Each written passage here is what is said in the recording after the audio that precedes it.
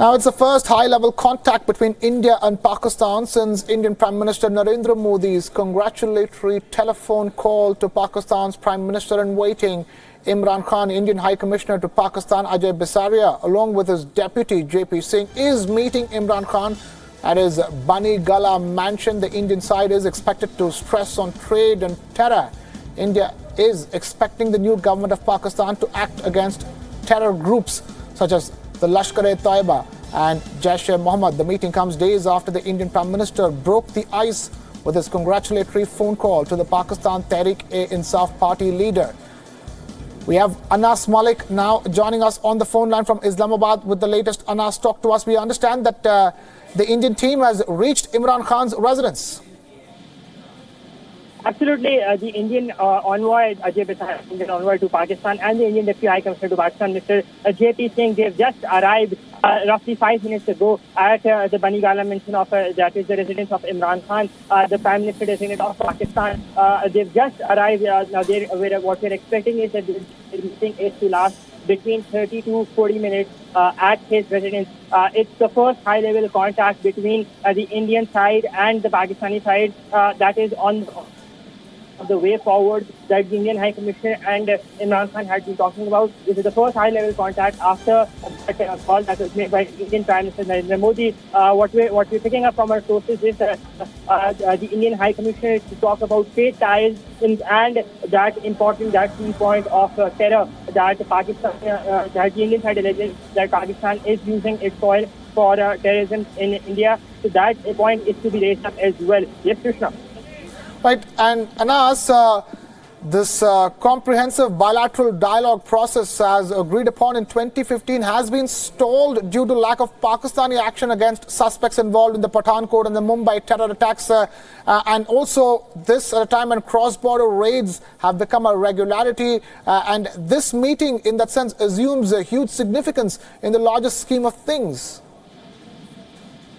Absolutely, Krishna. It's indeed a very significant meeting, considering the fact that there hasn't been any headway between the two, between India and Pakistan on bilateral terms either since 2015, when that unfortunate Pathankot attack happened. And India has been anything pressing Pakistan at international forums as well, that Pakistan has not been playing its part, part to curb cross-border terrorism, and that to bring those involved in the murder of innocent Indian citizens to justice, including that of Hafiz Saeed, the Mumbai attacker, the master plan of the Mumbai attack. So in context of that, the fact that the Indian rhetoric has been that talks and terror cannot go hand in hand. And amidst that, we see this meeting, this telephone call that being made, and now today's meeting, it holds greater significance in the broader context of India-Pakistan bilateral relations, considering the fact that India has been redundant on its stance for the fact that talks and terror cannot go hand in hand. So would the Indian side still be maintaining the same stance, considering the fact that Pakistan has a new government in place, new civilian government in place? So what would be their position? That would be something to watch out for. Yes, Krishna.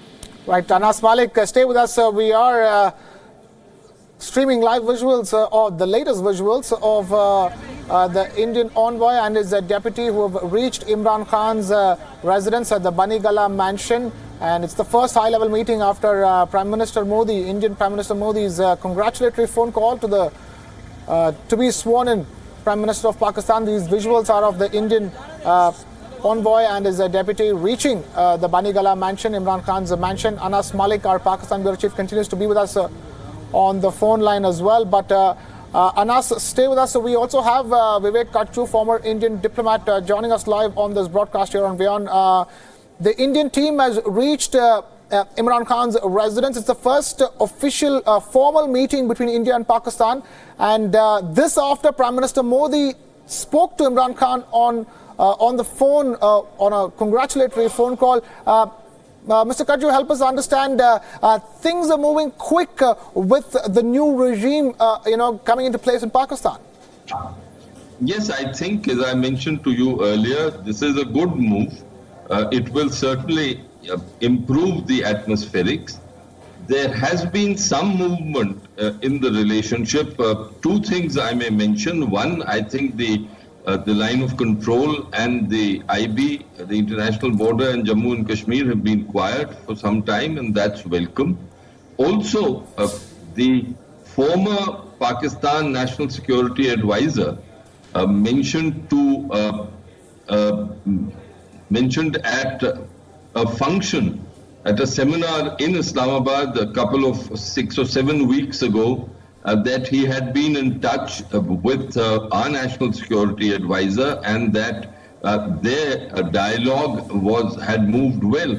So all told, these are good signals. But then, as I also mentioned to you, at the end of the day, what India needs is an assurance from Pakistan, followed by demonstrated action on the ground, that the use of terror and terrorism will be given up by them. As long as that doesn't happen, the relationship cannot really improve, because the Pakistanis will calibrate terror. Right. As they have done over the last 2.5 decades. So therefore, while these are good moves, I personally don't put much store in them. Yes, one last thing that I may mention: if Mr. Imran Khan and the Pakistan Army is seriously interested in improving relations, then not only terror, but that they will suo motu open up on the trade front. Ironically, if trade between India and Pakistan is normalized, then Pakistan will gain. But it is their psychological makeup in Pakistan, and especially in the Pakistan Army, which is preventing this, which has prevented this all through the last 5 decades. So it's still early days. These are good things. Right. But let's wait and watch. Sir, you've been a diplomat yourself. Can you tell us what exactly transpires in such meetings like the one that is taking place right now as we speak between Indian envoy and his deputy and Pakistan's Prime Minister-elect Imran Khan? Well, I would imagine that in the beginning, our High Commissioner will congratulate Mr. Imran Khan for his election victory. He will express the hope that Mr. Imran Khan's Prime Ministership will witness a positive movement in the relationship. And I am confident that our High Commissioner, and we have a very good High Commissioner in Pakistan, Ajay Bisaria, will then put forward the Indian government's viewpoint that for a permanent improvement in the relationship, Pakistan must give up the use of terror. Right. And that it's only then that the full dialogue can really begin, and begin in a productive way. And for that, he will then see what does Mr. Imran Khan have to say. On his part, I expect that Mr. Imran Khan, if nothing else, has to state the Pakistani position on some issues, including the issue of Jammu and Kashmir. So these things would be said, and at the end of the day, what our High Commissioner will be assessing is if Mr. Imran Khan is serious and if he is willing to take concrete steps. And then the last assessment that the High Commissioner will have to make is if the Pakistani army will back what Mr. Imran Khan is telling him. Right, Mr. Kajju, since 2015 talks, the bilateral dialogue process as agreed upon in 2015, that process has been stalled because of lack of Pakistani action, when it comes to the Pathankot attacks or the Mumbai terror attacks, and also the number of ceasefire violations that have gone through the roof since 2015. Do you see that process, that bilateral dialogue, getting back on track, or an attempt to get back on track now that Indian envoy and his deputy are meeting Imran Khan as we speak? Let me do a little clarification here, if you permit. Contacts between India and Pakistan, including diplomatic contacts, are going on all the time, and these are necessary, because between two neighbors there should never be an absence of contact.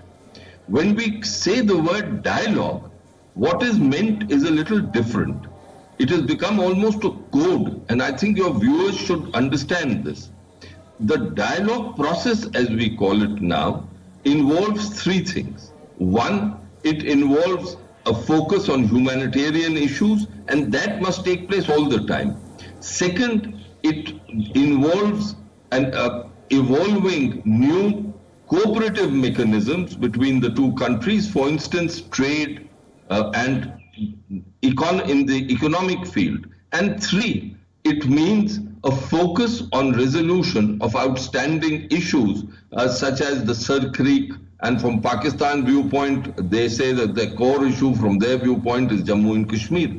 So the dialogue process is a code word for a comprehensive engagement between India and Pakistan on this basis. Now, we have said, and correctly, that this kind of an engagement can only take place if Pakistan gives up the use of terror. What Pakistan has been doing is calling for this dialogue process, but along with this, they say that terror can go on, but this dialogue process should not be interrupted. The fact is that the Indian government, if a terror attack takes place, then politically it can do nothing except call off this dialogue process. And I'm happy that after Pathankot and Uri, that is the events of 2016, Mr. Modi's government has till now shown stamina and held on to the position that for a restoration of the dialogue process, terror must be given up completely. And I only hope that that position will be maintained even with Mr. Imran Khan's coming, because ultimately that position is the position we've taken against the Pakistan, vis-a-vis the Pakistan army, and that position has to be sustained. Right.